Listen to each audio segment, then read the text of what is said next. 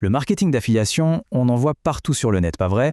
C'est un business model super populaire. Mais la grande question, c'est est-ce que c'est compatible avec une éthique musulmane? Est-ce qu'on peut s'y lancer tout en respectant ses principes? Eh bien la réponse est oui, mais il y a des règles du jeu à connaître. Et c'est justement ça qu'on va décortiquer ensemble aujourd'hui. Bon, pour commencer, c'est quoi exactement le marketing d'affiliation? En fait, c'est assez simple. Imaginez, on adore un produit, un livre, n'importe quoi, on en parle autour de soi, et si quelqu'un l'achète grâce à un lien spécial qu'on a partagé, hop, on reçoit une petite commission. C'est un deal gagnant-gagnant basé sur le résultat. Pas de vente, pas de commission. Simple et efficace. Et ce qui est vraiment intéressant, c'est que cette idée, elle n'est pas du tout nouvelle. En fait, la jurisprudence islamique, ce qu'on appelle le fiqh, eh bien, elle connaît ce principe depuis des siècles. On parlait de contrat de courtage ou de commission. L'idée de base est exactement la même. Une personne aide à conclure une vente et pour ce service, elle reçoit une commission. Tout ça sans jamais posséder le produit elle-même. La base juridique et éthique, elle est donc là, bien ancrée depuis longtemps. Ok, voilà le programme pour aujourd'hui. On va commencer par bien définir le marketing d'affiliation, ensuite on verra le cadre général de la charia, puis on plongera dans ce qui est interdit, que ce soit au niveau du contenu ou de la structure financière, et pour finir, on se fera une petite checklist pratique pour s'assurer que tout est conforme. Allez, on attaque avec le cadre général. Il faut bien comprendre que l'idée ici, ce n'est pas du tout de rejeter en bloc le marketing d'affiliation. Au contraire, il s'agit de voir comment les principes islamiques peuvent servir de guide, de garde-fou en quelque sorte, pour que la relation soit saine et juste pour tout le monde, le vendeur, le marketeur et bien sûr le client final. Alors, pour y voir plus clair, il faut d'abord savoir où sont les pièges. Quelles sont les violations les plus courantes qui peuvent rendre une activité d'affiliation non conforme d'un point de vue éthique? C'est ce qu'on va voir tout de suite. On va commencer par la première grande catégorie d'interdiction.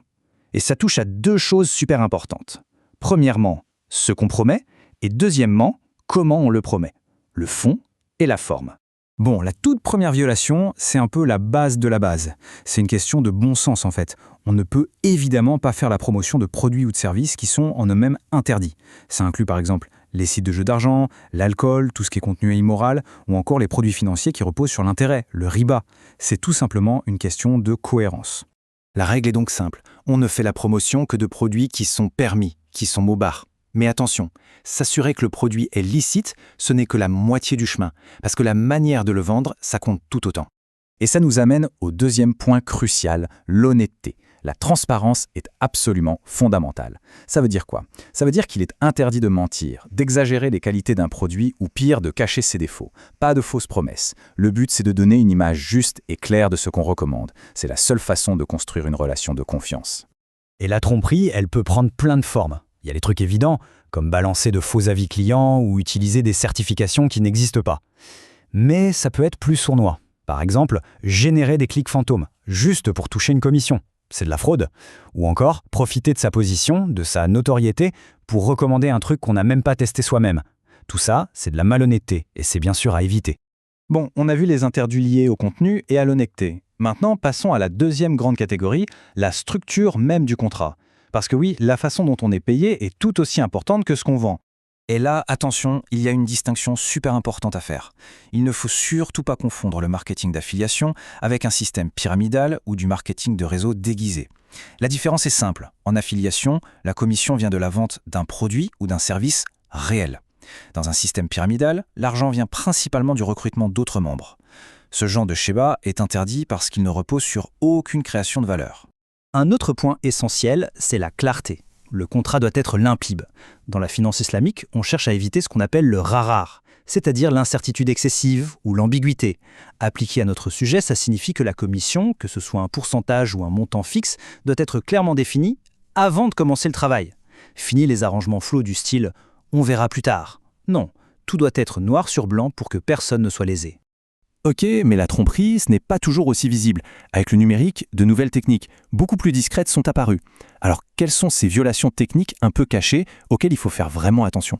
Alors, sans entrer dans un jargon trop compliqué, il y a des pratiques à connaître pour les éviter.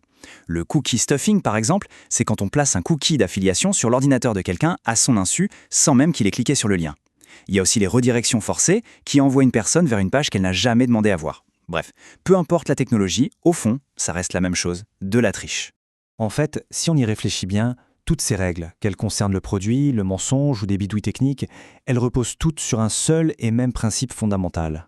Un principe qu'on retrouve partout dans l'éthique des affaires en islam, ne pas prendre le bien d'autrui de manière injuste. C'est vraiment la clé de voûte de tout le système.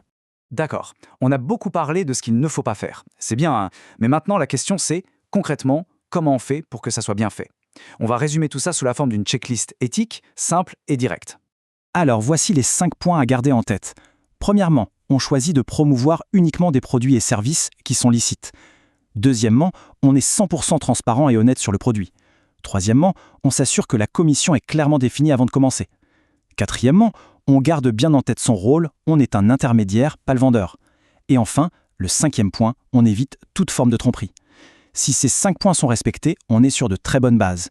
Finalement, tout nous ramène à cette idée centrale, ne pas s'approprier les biens des autres de façon injuste. Quand il est pratiqué avec éthique, le marketing d'affiliation peut être une activité tout à fait respectable et bénéfique pour tous, parce qu'il est basé sur la confiance. La vraie question pour conclure, c'est de savoir comment on continue à faire vivre ces principes éternels dans un monde digital qui, lui, évolue à toute vitesse.